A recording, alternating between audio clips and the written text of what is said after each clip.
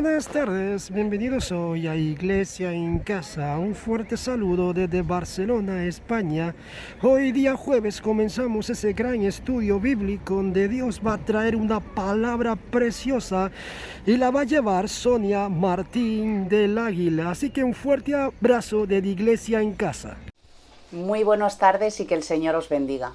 Ya estamos a jueves, hoy traemos una palabra súper especial, es una palabra diferente que el Señor hace unos días puso en mí de poder hablar esto y quiero compartirlo porque creo que va a ser de ayuda igual que ha sido de ayuda para mí. Así que Espíritu Santo, te pido en el nombre de Jesús que desciendas en este lugar y que me des la capacidad de expresar aquello que tú has puesto en mí, Señor. Te pido, Señor, que también entres en los hogares y entres en las mentes de aquellos que escucharán tu palabra, porque no es mi boca, sino es tu palabra, Señor, hablada a través de mí. Te doy muchísimas gracias por la oportunidad que me das, Señor, de hablar de ti, de poder compartir tu palabra, Señor, en momentos buenos y en momentos difíciles, Señor. Ahora te pido tranquilidad y paz, Señor, para que tu palabra florezca y que dé, Señor, cosas buenas en el nombre de Jesús. Y hoy, como hemos anunciado, vamos a hablar de la salvación. Y es un tema que hoy, solo hoy, no lo vamos a profundizar mucho porque tendríamos para muchísimos estudios bíblicos. Y quiero empezar esta palabra con una introducción y quiero leer Oseas, capítulo 4, versículo 6 en adelante, Oseas, el profeta Oseas, y dice del 6 en adelante: mi pueblo fue destruido porque le faltó conocimiento, palabras de Dios al profeta Oseas, por cuanto desechaste el conocimiento, yo te echaré del sacerdocio, y porque olvidaste la ley de tu Dios, también yo me olvidaré de tus hijos. Conforme a su grandeza sí pecaron contra mí, también yo cambiaré su honra en afrenta. Sobre todo el versículo 6.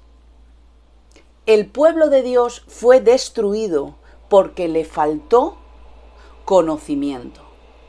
La falta de conocimiento de Dios, del mundo espiritual, de la palabra de Dios, nos destruye. Sin conocimiento, una iglesia perece. Sin conocimiento, somos destruidos. Iglesias enteras son destruidas. ¿Quién quiere destrucción? Nadie. Pues si no queremos destrucción en nuestra vida, en nuestra iglesia, en nuestro ministerio, en nuestra vida en general, hemos de adquirir conocimiento. Vamos a ver, el conocimiento, el entendimiento y la sabiduría son tres cosas completamente diferentes. No son lo mismo. El conocimiento significa acumulación de información acerca de algo. Hablamos de Jesús, de Dios, es decir, que el conocimiento es acumulación de información acerca de algo. La palabra aporta información. Después, el entendimiento es saber el por qué, el para, el cómo y hacia dónde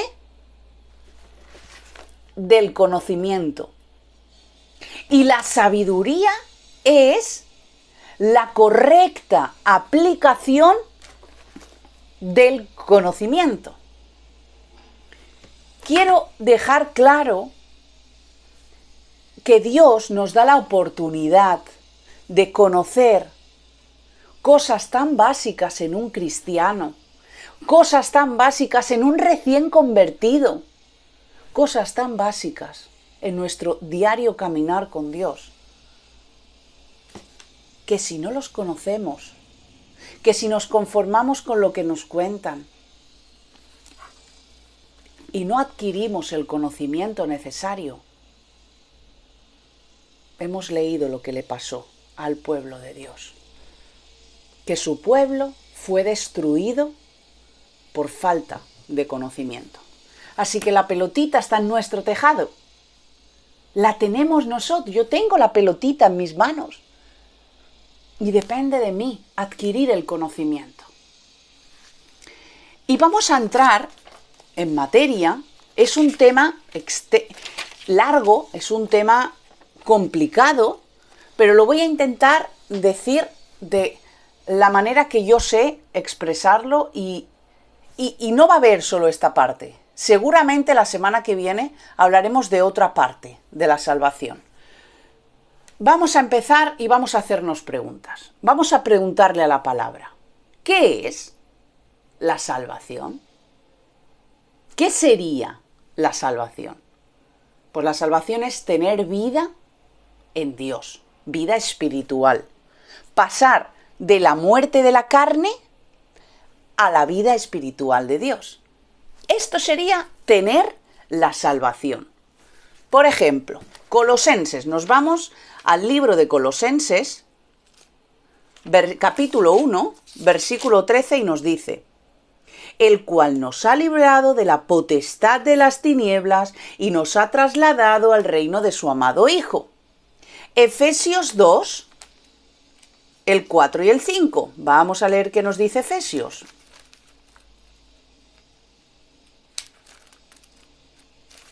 Efesios, vamos a ver, aquí tenemos Efesios 2, el 4 y el 5. Pero Dios, que es rico en misericordia, por su gran amor con que nos amó, aun estando nosotros muertos en pecados, nos dio vida juntamente con Cristo, porque por gracia sois salvos. Esto es lo que dice. Pero si nos vamos un poquito más arriba, en el 1 y del 1 al 3, mirad qué dice.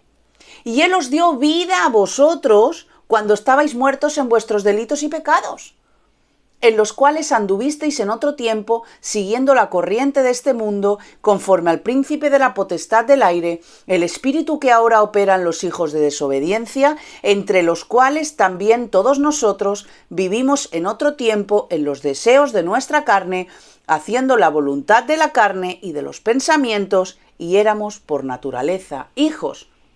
Aquí nos está hablando de cómo éramos antes de que Dios entrara en nuestra vida. O si tú me escuchas y no tienes al Señor en tu corazón y no has pasado de muerte a vida, hablamos de cómo te encuentras en estos momentos. Pero hemos leído en el 4 y el 5 que Él vino a darnos vida eterna. Eso es de lo que habla. ¿Qué movió a Dios para darme a mí, como hemos leído, una persona pecadora que jamás podrá hacer nada para ganarse a Dios? ¿Qué le movió a Dios? Eso. Vamos a leer el versículo 6. Y juntamente con Él nos resucitó y asimismo nos hizo sentar en los lugares celestiales con Cristo Jesús. Porque, dice el 8, porque por gracia sois salvos por medio de la fe. Y esto no es de vosotros, pues es don de Dios. Esto es lo que le ha movido a Dios. Él obra a través de su gracia. Así se mueve Dios. ¿Qué es? Otra pregunta. ¿Qué es ser salvo? Hemos oído qué es la salvación. Pero, ¿qué sería ser salvo? Claramente, estar unidos a Cristo. Porque cuando conocemos de Él y hemos pasado de esa muerte a esa vida espiritual, eso es estar unidos con Cristo. Simplemente. Siguiente pregunta. ¿Cómo se es salvo? Y aquí vamos a entrar en un tema de la palabra.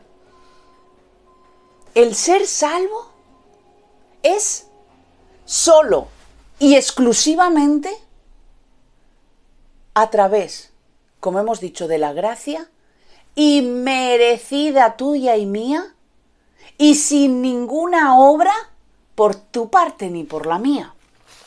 Esto sería cómo se es salvo. Pero para que quede claro, vamos a hablar de qué nos dice la palabra. Vamos a poner el mejor ejemplo que nos podemos encontrar en la Biblia, y no son las epístolas de Pablo. Es el mismo Jesús hablando sobre este tema. Nos vamos a ir a Mateo,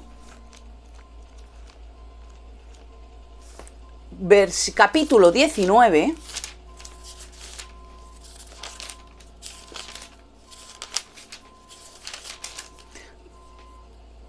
el versículo 16. Vamos a leer el capítulo, pero poquito a poco. El 16 y el 17. Vamos a leer 19, 16 y 17. Entonces vino uno y le dijo: Maestro bueno, ¿qué haré yo para tener la vida eterna? Él le dijo: ¿por qué me llamas bueno? Punto, nos paramos. ¿Por qué me llamas bueno? Y dirás: pues porque eres Dios. Sí, pero era Dios hecho carne. Y la carne que nosotros conocemos no es buena. Nuestra carne no es buena. Él sí, porque era Dios. Pero él lo dejaba claro. La carne, ¿por qué me llamas así? Sigue diciendo el versículo 17. Ninguno hay bueno, sino uno, Dios. Mas si quieres entrar en la vida, guarda mis mandamientos. Ya, punto número 1. ¿Qué dice el mandamiento? ¿Qué dicen los mandamientos? Que amemos a Dios por encima de todas las cosas. Y conocemos los demás mandamientos. Seguimos leyendo, versículo 18 hasta el 20. Vamos a ver qué dice aquí. Le dijo: ¿cuáles? ¿Qué mandamientos? Y Jesús dijo: no matarás, no adulterarás, no robarás, bueno, dice no hurtarás, no dirás falso testimonio, honra a tu padre y a tu madre, amarás a tu prójimo como a ti mismo. Y el joven le dijo: yo todo eso lo he guardado desde mi juventud. ¿Qué más me falta? ¿Qué más me falta? Nos suena, ¿verdad? Leemos el 21, que yo creo que es el versículo más clave de todo lo que vamos a hablar. Y Jesús le dice, vamos a leer: si quieres ser perfecto, anda, vende todo lo que tienes y dalo a los pobres. ¿Estamos escuchando lo que Jesús le está respondiendo? La pregunta de él primera era: ¿qué haré yo para obtener la vida eterna? ¿Qué haré yo para tener la vida eterna? Y Jesús le responde: para ser perfecto tienes que hacer tal. Pero si no le está respondiendo a la pregunta. Él le pregunta sobre la salvación y él le responde: para ser perfecto tienes que ser tal. No para ser salvo tienes que vender todo lo que tienes. Para ser perfecto tendrías que vender lo que tienes y dárselo a los pobres. ¿Por qué Jesús no contesta? Y diríamos: ha ido por los cerros de Úbeda, no le contesta. Es que Jesús está respondiendo verdaderamente a lo que el joven quiere oír. Y el joven: yo ya lo he hecho, yo ya he hecho desde mi juventud, yo lo he hecho, si yo soy bueno, ¿qué tengo que hacer? Y Dios le responde que para ser perfecto, porque tenemos que entender que no somos perfectos, que no hay nada de lo que tú y yo podamos hacer para ganar la vida eterna. El 21 sigue diciendo: y ahí, cuando lo des a los pobres, tendrás tesoro en el cielo. Ven y sígueme. Eso es lo que le dice. Véndelo, olvídate y sígueme. Eso es lo que le está diciendo Jesús. Y a mí me gusta porque Jesús no contesta lo que el otro le está preguntando, pero le contesta lo que necesita y lo que sabe que le está preguntando, entre comillas. Y mira qué hace en el versículo 22. Oyendo el joven esta palabra, se fue triste, porque tenía muchas posesiones. 23. Y entonces Jesús, después de lo que pasó con este hombre, le dice a sus discípulos: de cierto os digo que difícilmente entrará un rico en el reino de los cielos. Otra vez os digo, es más fácil pasar un camello por el ojo de una aguja que entrar un rico en el reino de Dios. Dios le está diciendo que no hay nadie perfecto. Ni vosotros, que sois mis discípulos, ni tú por hacer tal cosa, ni tú por hacer tal obra, y tú por ser tan guapo. No hay nada de lo que nosotros podamos hacer para poder ganar la salvación. Versículo 25. Y sus discípulos, oyendo esto, se asombraron en gran manera, diciendo: vale, pues entonces ¿quién va a poder ser salvo? Nadie puede ser salvo por lo que haga, por lo que diga o por lo que sabe. Y el versículo 26, mirándolos Jesús, les dice esto: para los hombres esto es imposible para cualquier hombre poder conseguir la salvación, pero para Dios sí, para Dios todo es posible. Eso es lo que nos dice la palabra. Jesús quería que sus discípulos entendieran que ningún hombre les podía dar la salvación y que nada de lo que ellos pudieran hacer les podría traer la salvación. Y esto es para nosotros hoy. Nada de lo que tú has hecho te ha servido para ganar la salvación. Nada de lo que te han dicho te va a servir para ganar la salvación. La salvación se gana por gracia. ¿Qué precio tiene esa salvación? Otra pregunta. ¿Qué precio tiene mi salvación y tu salvación? Pues es tan cara, tan cara, tan cara. Hay que pagar un precio tan alto que nosotros, como hemos leído del propio Jesús, solo de manera gratuita podemos obtenerla. ¿Cuál es la manera gratuita? La gracia poderosa, inmerecida de Dios sobre nuestra vida. Mirar, Dios trazó un plan de redención sobre mi vida y sobre tu vida. Puso convicción de pecado donde tú quieras, en la mente, en el corazón, en donde sea. Pero Él trazó el plan, lo lleva a cabo, es decir, que te pone convicción para que nos arrepintamos y después lleva a cabo su obra. Nos hace salvos por medio del arrepentimiento de nuestros pecados. Cuando pasamos de muerte a vida es cuando Dios nos da el regalo gratuito de la salvación. No cada vez que yo me equivoco, pido perdón y se me vuelva a dar el regalo. Ahora peco y Dios me quita el regalo. Ahora hago las cosas bien y me arrepiento y Dios me da el regalo. No. La salvación es un regalo por gracia. Quiero leeros Efesios 2. Volvemos a Efesios, que es donde podemos ver claro. Efesios 2. Y vamos a volver a leer. Bueno, el 8 lo vamos a repetir. El 8 y el 9. Vamos a leerlo.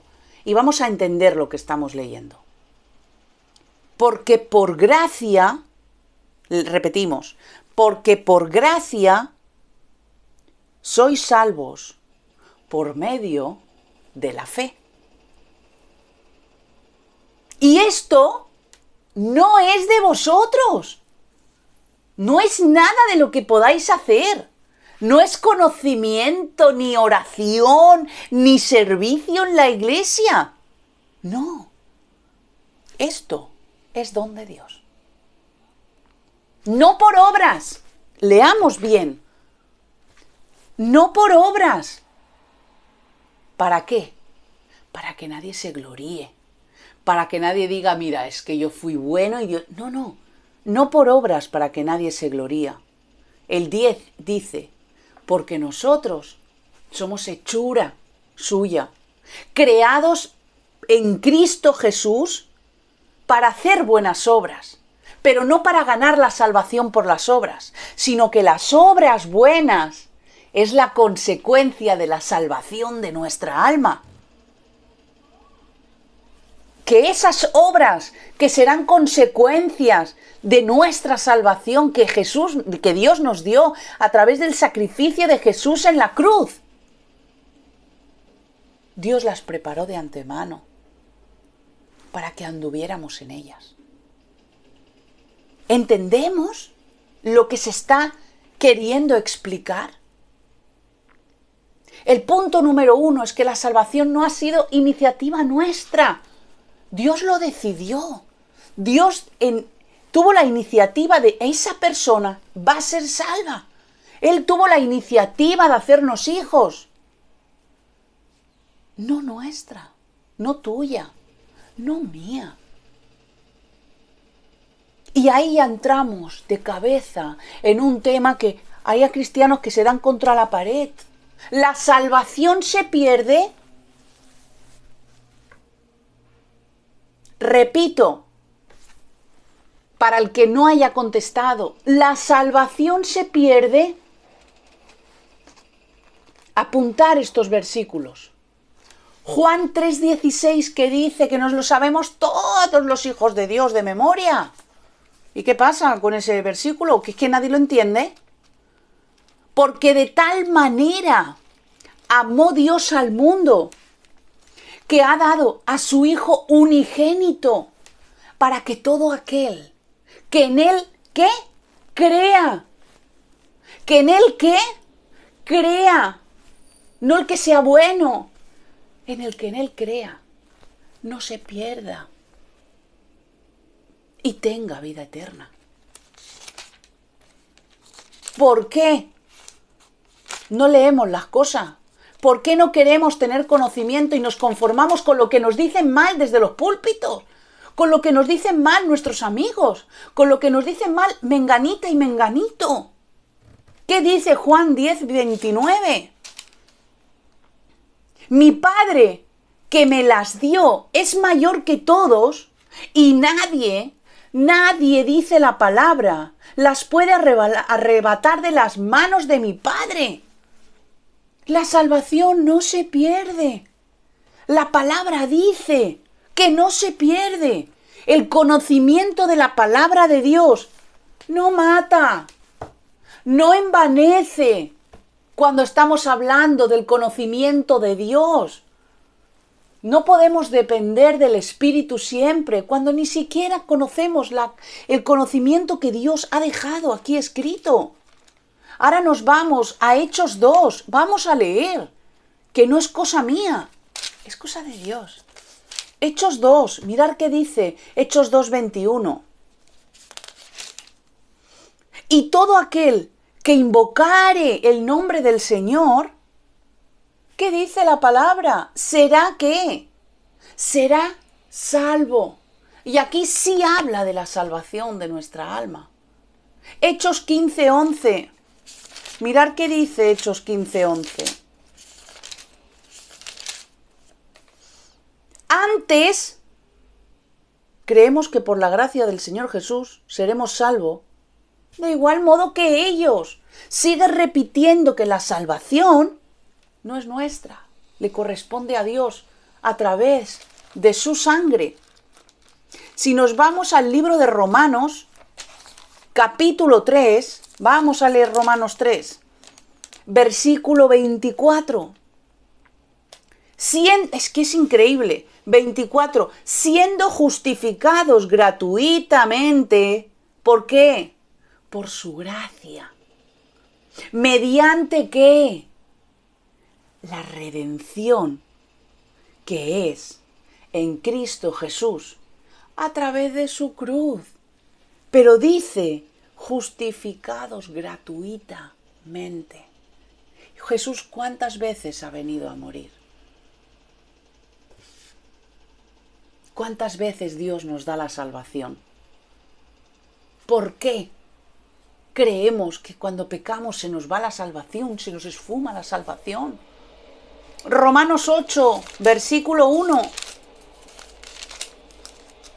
Y ahora pues, ninguna condenación hay para los que están en Cristo Jesús, los que no andan conforme a la carne, sino conforme al Espíritu. Romanos 8, versículo 32 al 39. El que no escatimó aún a su propio Hijo, sino que lo entregó por todos nosotros, ¿cómo no nos dará también con Él todas las cosas? ¿Quién acusará a los escogidos de Dios si Dios es el que justifica? ¿Quién es el que va a condenar? Cristo es el que murió en una cruz. Más aún, el que también resucitó de entre los muertos.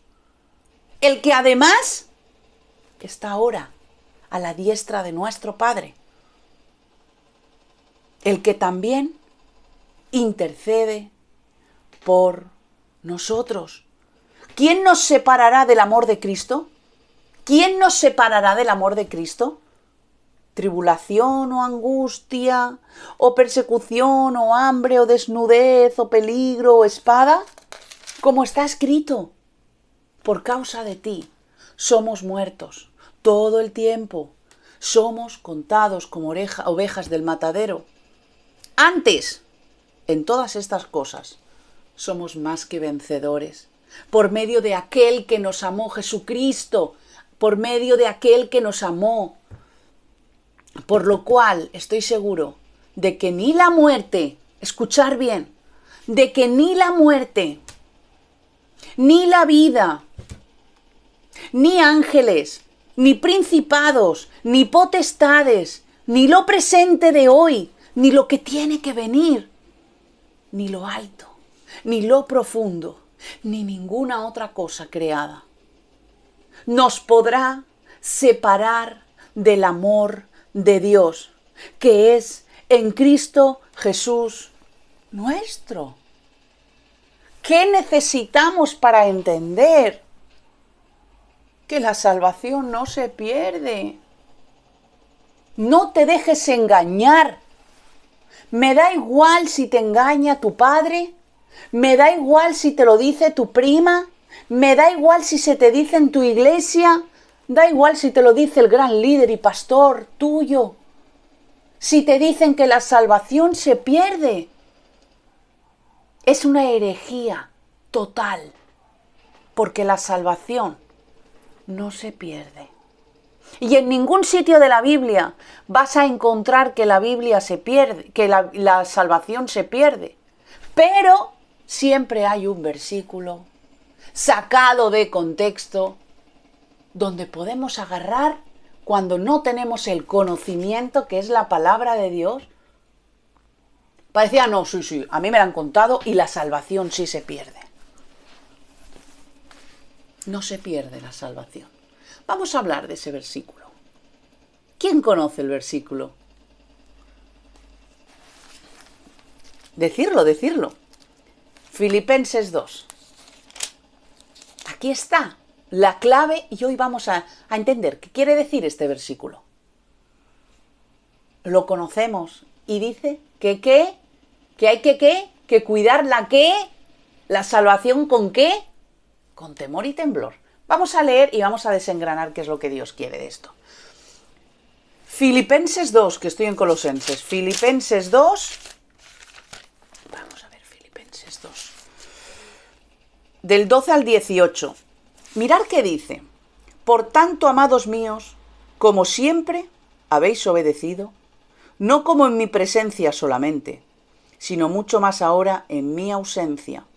Ocupaos en vuestra salvación con temor y temblor, porque Dios es el que en vosotros produce así el querer como el hacer por su buena voluntad. Haced todo sin murmuraciones y contiendas, para que seáis irreprensibles y sencillos, hijos de Dios sin mancha en medio de una generación maligna y perversa, en medio de la cual resplandecéis como luminares del mundo. Y antes de nada, tenemos que entender que la Biblia, la palabra de Dios escrita y revelada, no es un libro de recetas. No es un libro de recetas donde encontramos la receta de la paella, la receta de las lentejas y la receta de la fabada asturiana. No. La Biblia, la palabra de Dios, está claro que no le pasa nada a la Biblia si la quemamos, si la rompemos, no le pasa nada, es letra. Eso está claro. Hasta ahí lo entendemos todos. Tampoco es un manual de instrucciones de una lavadora, de una secadora o de una nevera. No.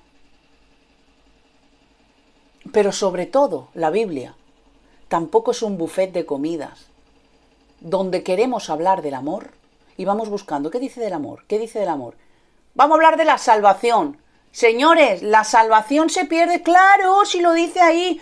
Vamos a coger el versículo sacado de contexto. La salvación hay que cuidarla con temor y temblor. Pablo es el que escribe estas palabras. Punto número 1. A la iglesia que está en Filipos, que es la iglesia de los filipenses, como el nombre del libro nos indica. Mientras Pablo está escribiendo, Pablo está preso, ¿de acuerdo? Y coge y escribe una carta a esta iglesia, ¿de acuerdo? ¿Para qué?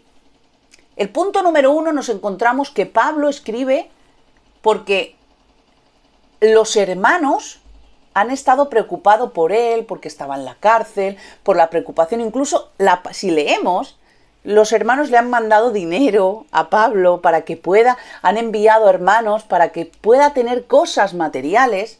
Y Pablo les está dando las gracias en esta carta, primeramente, los primeros capítulos, a estos hermanos por lo que están haciendo por él.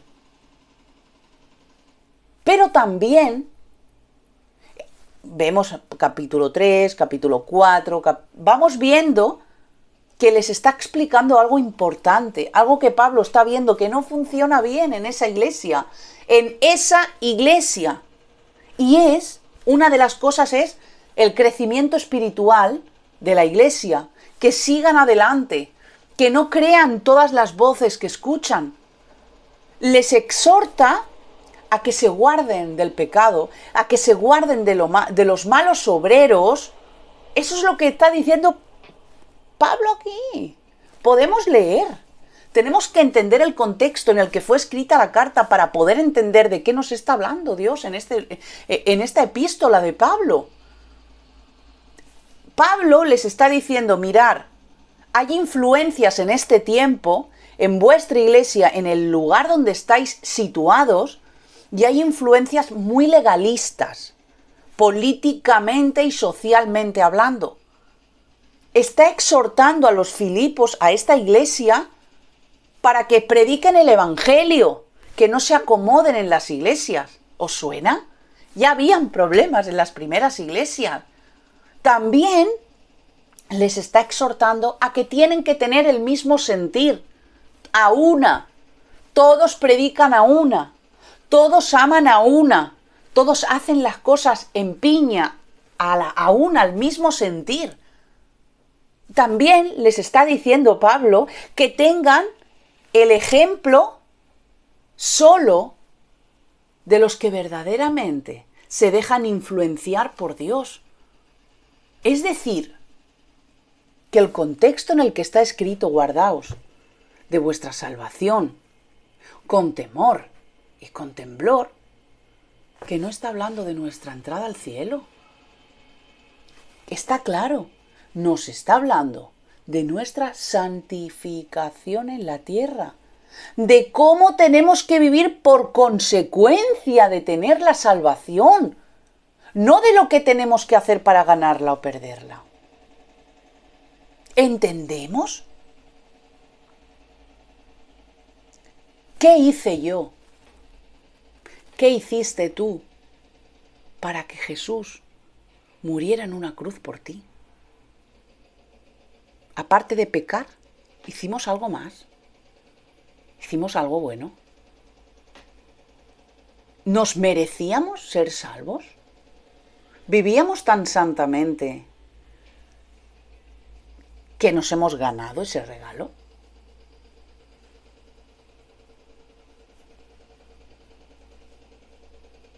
Por la mala cabeza del ser humano, no fueron capaces esos fariseos de ver que Él era el Cristo. Unos pocos solo creyeron y mataron al rey que tenía que venir, al rey que tanto esperaban. Vinieron los fariseos y todos acabaron matándolo, esos soldados. Estamos llenos de maldad, estamos llenos de pecado, estamos llenos de inmundicia. Y Dios aborrece el pecado, no al pecador, ya lo sabemos, pero sí al pecado. Es decir, que nosotros, el día que Dios nos escogió, que Dios trazó un plan de redención, que manda a su Hijo, no hemos hecho nada para ganarlo. Y ahora yo hago otra pregunta. Si Dios nos está enseñando que es por gracia, ¿por qué decimos que nuestra salvación se pierde? Entonces decimos que Dios es mentiroso, ¿no? Que si yo no la gané por nada de que haga, ¿cómo la voy a perder por nada de que yo haga? La salvación es por gracia, para siempre. Espero que hayáis podido entender lo que el Señor ha puesto en mí de hablar, y lo puso hace unos días, y espero que se pueda entender por el bien de cada uno de nosotros, porque hemos leído que el que no tiene conocimiento va a destrucción. No está mal orar ni estudiar la Biblia. Al revés, nos ayuda a entender qué son los tesoros escondidos que Dios nos ha dado. Y yo agradezco a Dios tantísimo todos los días por permitirme tener un poco de capacidad de estudiar y de entender algo que no entendía de la palabra.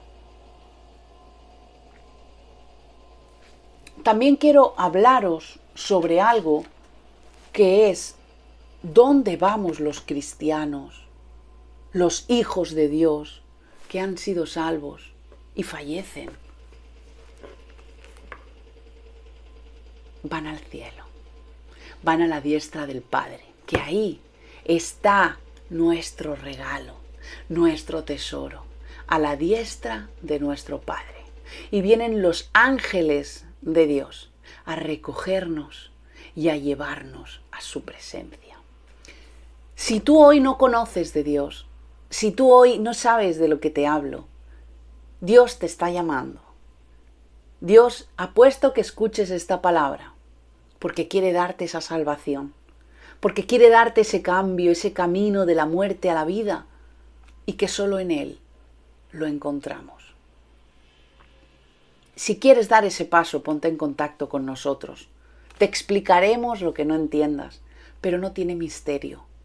Simplemente di: Señor, vale, si eso es así, quiero que seas el Señor y el dueño de mi vida. Me arrepiento de todos mis pecados que constantemente hago y constantemente seguiré haciendo. Perdóname y enséñame a vivir en las consecuencias de esa salvación, en esas obras buenas que tengo que hacer. Nada más, que el Señor os bendiga en gran manera. De verdad, en gran manera. Seguimos orando por vuestras vidas y muchísimas bendiciones.